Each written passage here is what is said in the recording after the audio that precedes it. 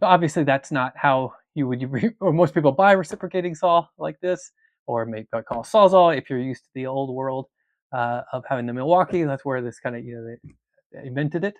But it's actually kind of useful. I've actually used it several times for just cutting wood like that for my fireplace because it's helpful. So I don't have to go get the chainsaw. You know, use that. It's kind of it's a big mess. Versus this, I can just throw a battery in it, especially if I have to cut a couple, just don't one, one or two pieces of wood. It's really helpful for that. If I was cutting a lot of wood, I would probably go get the chainsaw. That's when I talk about this Festool RSC18, which is their cordless reciprocating saw. I've actually been using it for about 6 months now. If you've watched my videos, you've seen me use it. But I just want to kind of use it for a while, just kind of get a sense of it before I really talked about it or kind of reviewed. I'm going to do a full review. You can go, you can go out there and look at Festool's site and kind of see how it works and all that. I really like it.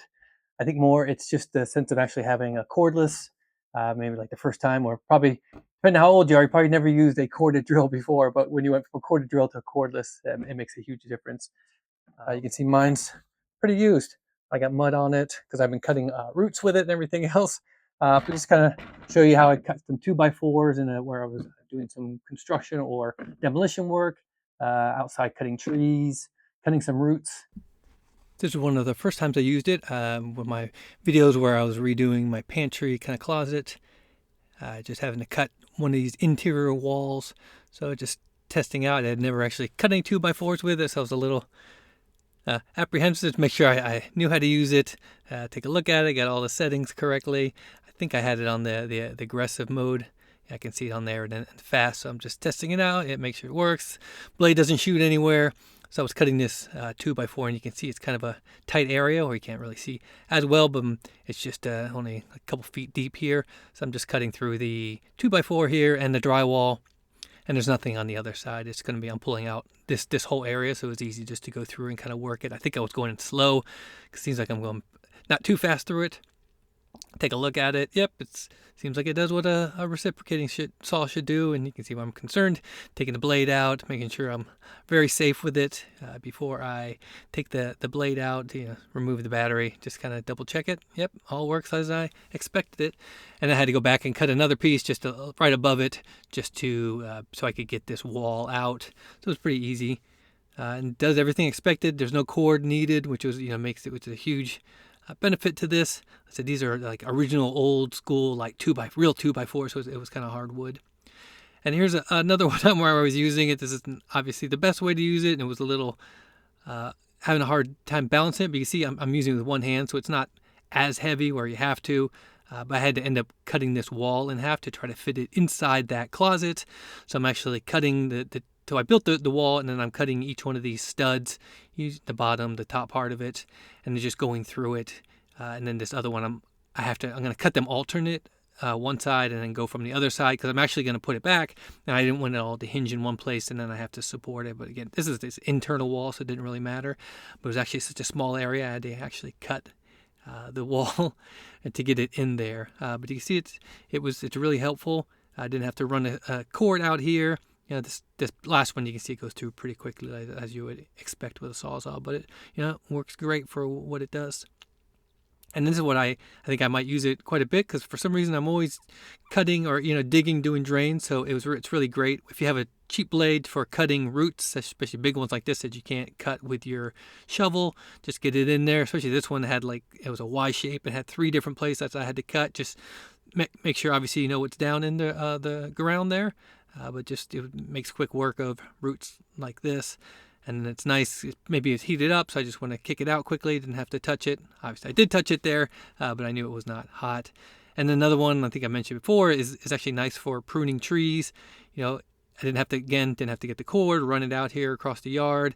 I can just prune these trees, branches real easier than getting the loppers out or a handsaw, anything like that. This is, you can see it looks like it fell out. It actually broke, because you probably don't want to do one-handed like that on a small branch where it's wiggling around, and the blade may have been old too. One thing you'll notice as soon as you pick this thing up is it is heavy. Maybe part of the battery, part of the large motor in it. Once you kind of get over that, you realize that it really helps having a heavy tool to work on the or lower the vibration on it. It has some anti-vibration technology built into it. But I moved from Milwaukee. Here's my old. I mean, why we call everything Sawzall now. This is obviously this was the corded version of it. This one's really old, probably at least 10 years old. Nothing wrong with it. It worked great. Worked for when I had it, but it had a cord. So some of the times, like things I used it for, I don't do a lot of demolition, so I'm not cutting 2x4s or anything like that a lot. But when I used it for that, it was helpful. But sometimes I really like to use it, and I want to trim a tree, and the pruner, it's just a little bit too big. Or last year I had to pull out a stump, and you're just kind of thinking like, okay, I gotta go get an extension cord, gotta plug it in, run it. If it's long enough, depending on where on the yard it, whether it's 100 feet away, 200 feet away, you can do that, and it seems like kind of a hassle. I never had to, so I didn't use it as much as I would have. That's why it's helpful to have a corded or cordless, is to be able to just pick it up, throw the battery in there, and run out and cut anywhere in the house or in the yard. I have a couple of videos here showing how I did that, or actually how I used it pruning trees. Just a little bit about it. It has, it's pretty basic. There's not a lot. You can start off with it. There's a lock here, so you can't press it. My battery's in right now. No saw blade in there, so be careful. Obviously, it's a little bit different. But once you have it unlocked, works. The variable speed, and that's actually a setting here, kind of like a lot of the Festool, where there's lower speed, number 2 higher speed. Here it's going a lot faster. There is this setting here for essentially how it moves, and so depending what type of wood or metal, because it's good for obviously pipes, things like that, you want to add a less, so it's cutting a lot less or smoother, get a finer cut, versus this max move where it's moving would be for rough cutting wood, anything like that, if you want to go quickly through it. You can't see, I think it's like 1/8 of an inch or so, like that. It's the difference. It has this hook on it, so you can put it onto your belt or whatever else, or I think it's not a belt. You're dropping your belt down more of a ladder or something like that. Like I said, it's pretty heavy. You notice it, but so I don't know if I was using it all day long. I think I might get a little tired.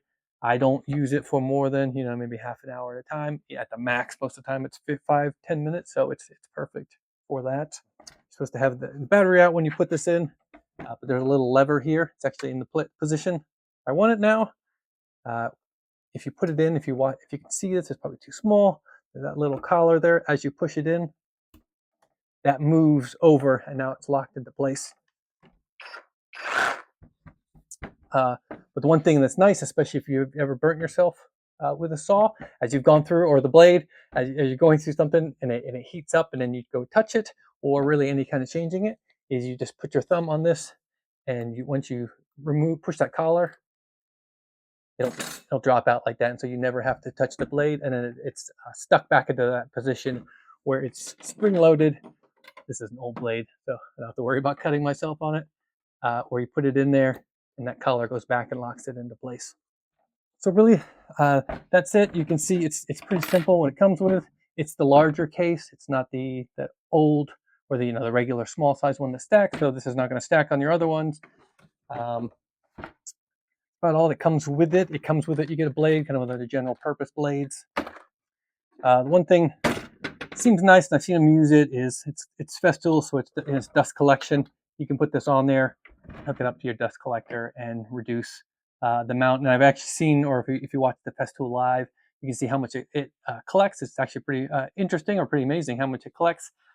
I've never had to use it. Either I'm using it outside, or demolishing some 2x4s in an area that's already dirty, so I haven't used it. But it would be useful maybe for some drywall or something like that. So hopefully this helps if you're interested in it.